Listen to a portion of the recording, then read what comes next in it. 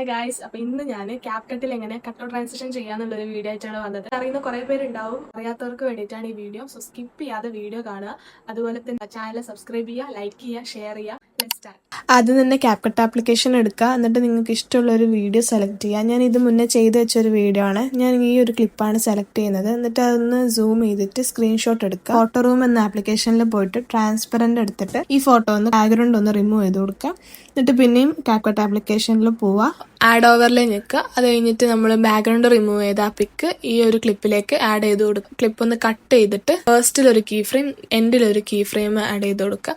എന്നിട്ട് നിങ്ങൾക്ക് ആ ഫസ്റ്റിൽ കീ ഫ്രെയിം ആഡ് ചെയ്തതിൽ ഒന്ന് താഴേക്ക് ഡ്രാഗ് ചെയ്ത് കൊടുക്കുക.